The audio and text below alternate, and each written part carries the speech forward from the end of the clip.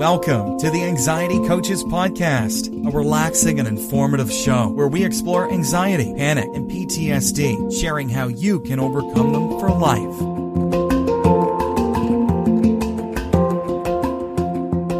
Aloha! Welcome back to the Anxiety Coaches Podcast.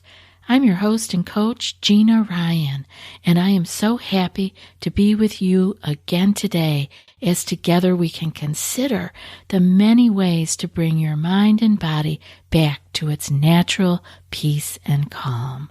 In today's episode, I want to move us all from anxious distraction to mindful engagement.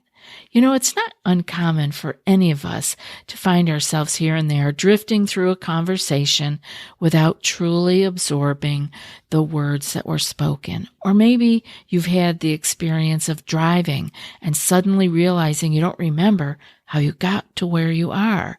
You're right on course, but you don't remember the drive itself.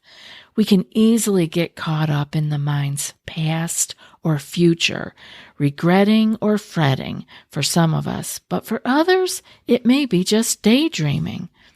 Practicing mindful engagement can be a transformative way to break free from the chains of distraction and reconnect with the people and the world around us. I was inspired a while back by the work of Wendy Wood, Ph.D., and Thais Mazer, Ph.D. They wrote The 7 Foundations of Mindful Engagement, and they consider that serves as a roadmap to fostering meaningful connections. So let's look at these 7 foundations of mindful engagement. Authenticity. They say this is to know yourself, and you can begin your journey towards mindful engagement by cultivating self-awareness, understanding your values, your beliefs, and motivations. This allows you to approach interactions with authenticity.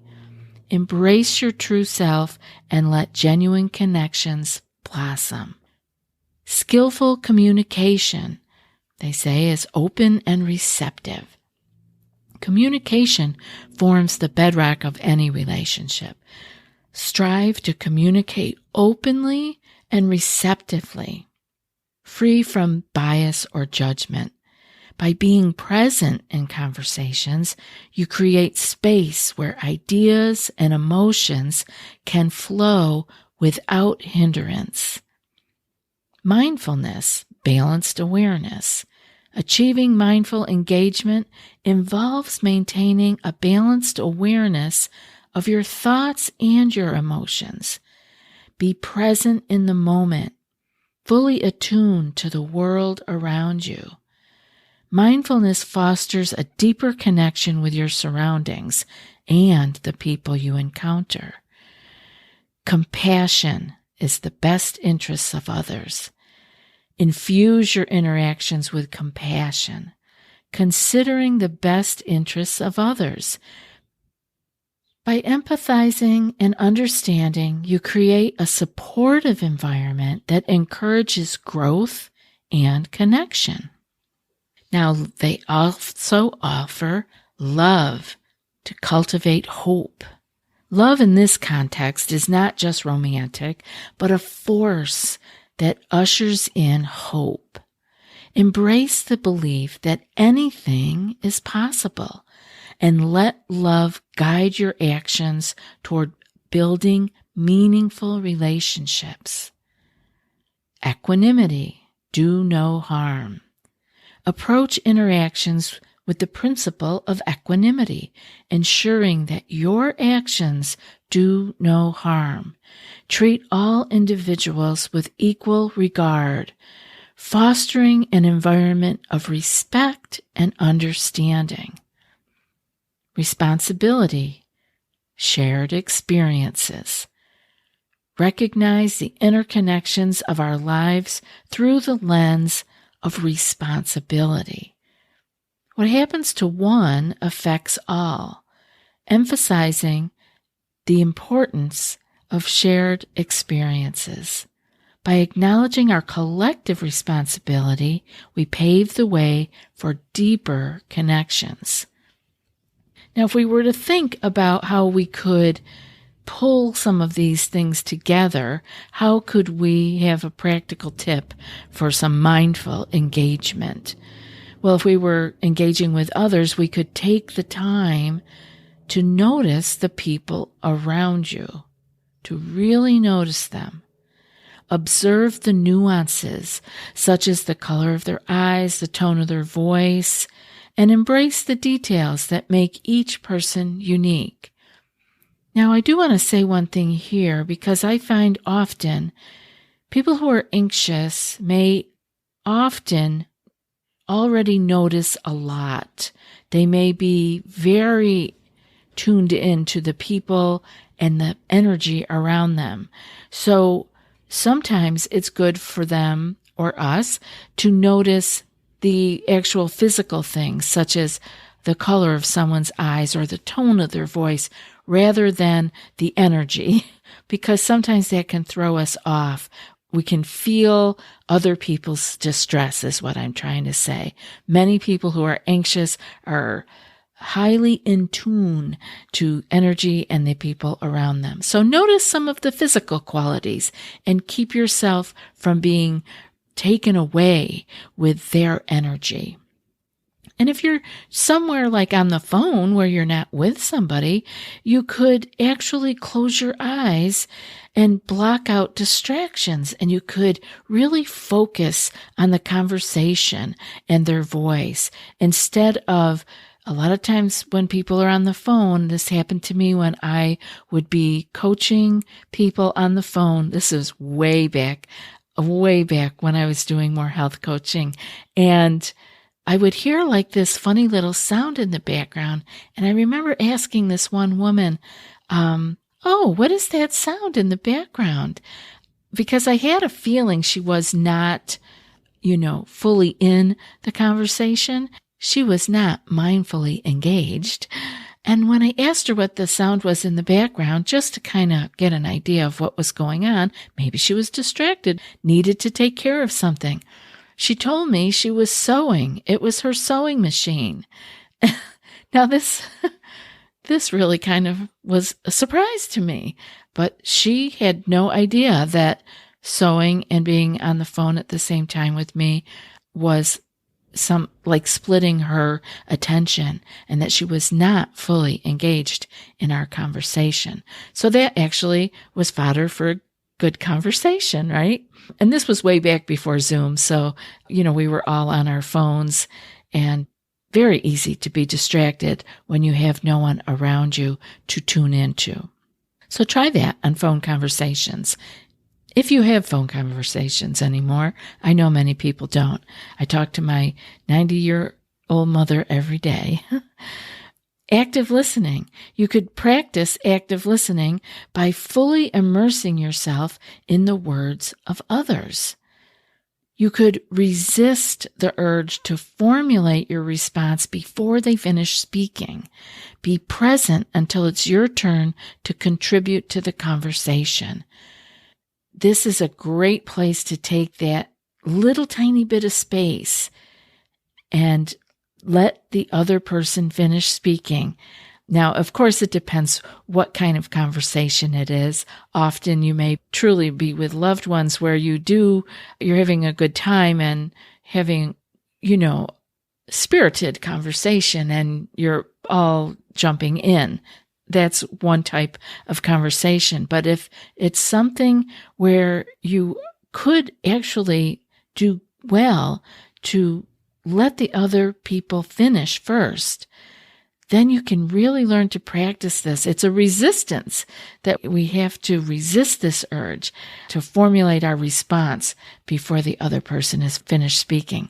It's a fun thing to practice, actually, and I think you might learn quite a bit about yourself and the others if you give it a try. Our world is filled with all kinds of distractions. Mindful engagement becomes a beacon that can actually guide us to the richness of meaningful connections if we can incorporate some practical tips into our daily interactions, and we can cultivate a more fulfilling and connected kind of life, one conversation at a time. But I wanted to talk about some additional points on why I think mindfulness is especially important for individuals dealing with anxiety. So, cultivating present moment awareness is a great thing.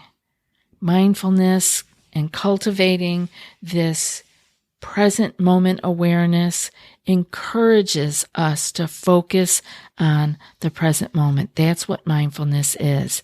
It encourages us to focus on this moment rather than dwelling on the past events or worrying about the future. So for those with anxiety, that's where you go. You go to worrying about the future. You also may be worrying about past events, but whatever it is, you're worrying. And this practice of becoming more mindful can help to ground you into the now, reducing the overwhelming nature of those anxious thoughts. So what do? You bring yourself back to the present. You notice yourself thinking and worrying about what the person is going to say next. Even that is the future. So bring yourself back to the present and hear their words. Don't worry, you'll be able to have an answer. You always do. So don't worry about it. Just hear what they are saying. Come to the present moment. We can also learn to manage our overactive thoughts. I think that's a really nice way of thinking about anxiety, overactive thinking, because anxiety often involves a stream of intrusive and distressing thoughts, and mindfulness provides tools to observe these thoughts without judgment, creating, like I said earlier, that mental space to detach from the intensity and break the cycle of overthinking. We can build emotional resilience. Mindfulness fosters emotional resilience by teaching us to acknowledge and accept our feelings without being overwhelmed by them. We can have the feeling. We don't have to push the feeling away. We don't have to push the thought that's causing the feeling away. We can accept it, but we don't have to be overwhelmed by it. This helps in creating a healthier relationship with our emotions that are associated with anxiety. So again, we're cultivating the present moment. We're coming back to where we are right now. And it's practice. I didn't say it was going to happen just because we're thinking about it. We have to catch ourselves and practice it and fall down with it and get back up again. And mindfulness can really help us reduce the physical symptoms of anxiety. And this could be really good news for many of you, because anxiety is not only where our mind goes, a mental state, but it comes with a lot of physical symptoms and sensations, such as the heart rate going up and the muscle tension. Mindfulness techniques and learning to be mindful, such as breathing with our longer, slower exhale, doing the body scan that's on our website, can help alleviate these physical manifestations of anxiety. Mindfulness can help us to break the cycle of catastrophic thinking. Again, this is good news because this is where we're at when we're down the wormhole, catastrophic thinking. Mindfulness interrupts the pattern of catastrophic thinking, where we anticipate only the worst outcomes. So by staying present and objectively observing our thoughts, what is that? That's observing the thoughts that are happening without judging them. Just let them be seen. Then we can challenge the irrational fears and we can prevent them from spiraling out of control. Now, maybe we can't keep it from coming up right now, but we can keep ourselves from spiraling out of control by seeing those thoughts objectively and not going down the wormhole with them. They are thoughts and we can see them. They are not us. we learn how to do that by being mindful, by staying in the present moment and just seeing what is there. What else can happen with learning mindfulness? You can enhance self-compassion. Mindfulness encourages self-compassion and allows us to treat ourselves with kindness and understanding. This counteracts the self-critical nature that often accompanies anxiety, fostering a more positive and supportive internal dialogue. And this is who we are. We are compassionate people when it comes to others. So I want you to turn that around for yourself. And by catching yourself when you're off distracted or thinking all kinds of thoughts in the future or stuck in the past, I want you to notice it and come back to the present moment. And when you do and you notice that, oh my gosh, I was off course again, that's not a time to judge yourself. You can smile at that and say, yeah, I fell down again, but I'm getting up even one more time. We can be as kind to ourselves as we are to the people around us. Now, mindfulness will also help improve your sleep quality. Anxiety can significantly impact sleep. Mindfulness practices, such as our breathing with our longer, slower exhale, or progressive muscle relaxation, or the body scan on our website, like I mentioned earlier, can be powerful tools to calm your mind. And when we calm our mind, we sleep better, even if we are calming our mind during the day. So this doesn't mean just calm your mind at night. No, we need to work on this throughout the day and as we are falling asleep. And this can contribute to overall mental well-being. Mindfulness can enhance cognitive flexibility. Mindfulness training and staying in the present moment, whether it's through the conversations I was talking about earlier, being on the phone or being with a person, if you can train yourself to be mindful when you're with other people, you're training yourself to be mindful all the time. And this mindfulness training helps develop cognitive flexibility. It allows us to approach situations with a more open and adaptive mindset. This shift can be particularly beneficial for people with anxiety who may feel stuck in those rigid thought patterns. And why are they rigid? Because you've been thinking them for a long time, but they can change. So I want you to keep the hope, okay? Keep the faith. You can get out of this, just like I did. If I can do it, anybody can. I know I haven't said that lately, but it is absolutely true. Mindfulness can also help increase acceptance. Now, what do we know about acceptance? It's what we need to do when we're anxious. So you can see this is a good cycle to be in. You're increasing your acceptance, which helps you to increase your well-being and keep you out of the anxious cycle. Mindfulness emphasizes acceptance of one's thoughts and of our feelings without judgment. We are not going to judge those wacky thoughts, the scary thoughts. Where did these come from? Doesn't matter. It's just a thought.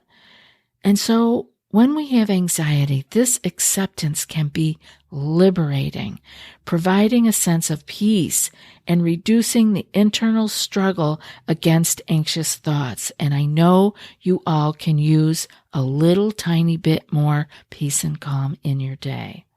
So let's increase our acceptance by using our mindfulness. And mindfulness can help you to create a sense of control. And if there's anything anxious people like, it's control. Mindfulness empowers us to take control of our own mental processes. Through various techniques, we can develop a sense of mastery over our thoughts and reactions, helping us to navigate anxious situations more effectively. And we can learn all this by slowing down, being in the present moment. And I don't mean slowing down like you can't run to catch the train. The slowing down meaning do one thing at a time for a little while. Don't scroll on your phone while you're watching a Netflix. Let's cut some of these big things out and come more to the present moment, being where we are, being with who we are with, listening to what we are listening to. Take a quick check right now. What are you doing while you're listening to this? Maybe you're driving. That's what a lot of us do. We drive while we listen.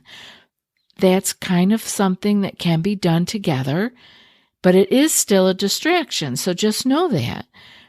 But what else do you do? Really pay attention where you are doing more than one thing at a time, where you are thinking about your grocery shopping while you're having a conversation with someone about a work issue. Just check in. Remember, we're not going to judge ourselves over this. We're just going to notice and decide if we want to do it differently. By integrating mindfulness into our daily lives, we, and especially those with anxiety, can develop a set of skills that not only alleviate immediate symptoms, but also contributes to a more resilient and balanced mental state over time. I hope today's show was helpful for you. I know I went a little bit long, but I hope it has been something that you can use. And now for today's quote. If you are depressed, you are living in the past. If you are anxious, you are living in the future. If you are at peace, you are living in the present. And that's from Lao Tzu. I'll be back in a few more days with another podcast. Until then, be well and aloha. Thanks so much for joining us for today's episode of the Anxiety Coaches Podcast. Find more information at theanxietycoachespodcast.com.